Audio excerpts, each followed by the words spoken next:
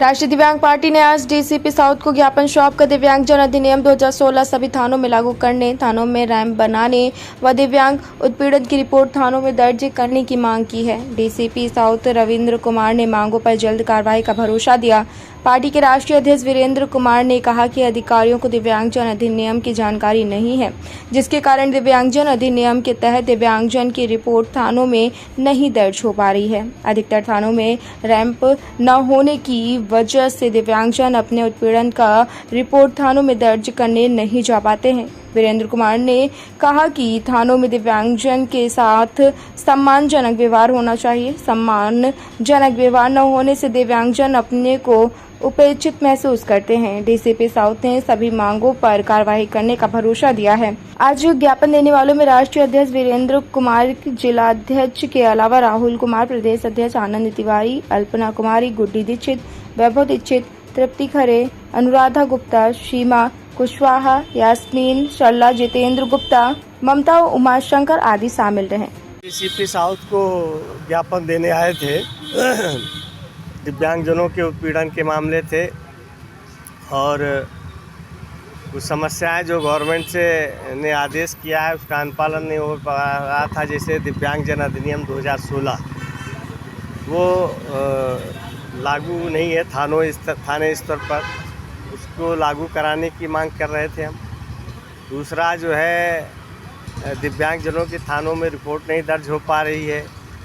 तीसरा रैंप थानों में नहीं है, ये बिंदु हम लेके आए थे। और चौथा जो दिव्यांग उत्पीड़न के मामले हैं उनमें रिपोर्ट नहीं दर्ज हो पा रही थी।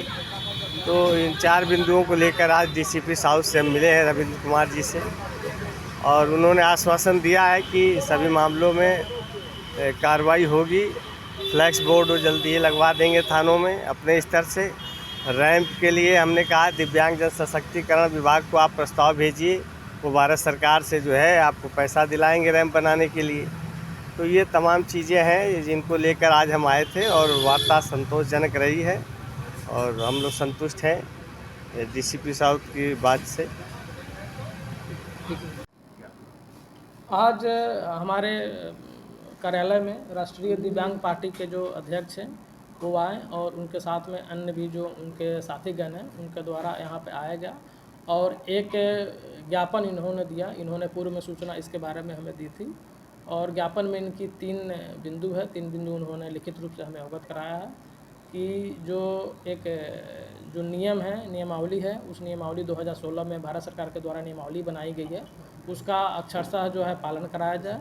और जो भी पुलिस के कार्यालय हैं, थाने हैं, वहाँ पे जो रैंप की व्यवस्था की जाए और जो दिव्यांगजन हैं उनकी जो समस्याएं हैं उनकी समस्याओं को प्रायोरिटी के आधार पर, प्राथमिकता के आधार पर उसका निस्तारण हो और किसी के साथ किसी भी प्रकार की जो है भेदभाव या व्यवहार में किसी प्रकार की कोई समस्या न हो। इन 3 बातों से इन्होंने अवगत कराया, उसका संज्ञान मेरे द्वारा लिया गया है।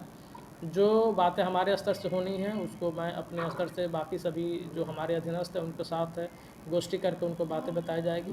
और जो फंड से रिलेटेड बातें हैं, रैंप से रिलेटेड बातें हैं, इनसे बातचीत की गई और जो हमसे जो वरिष्ठ अधिकारी हैं उनको अवगत कराया जाएगा और उसकी भी व्यवस्था जो है सभी थानों पर कराई।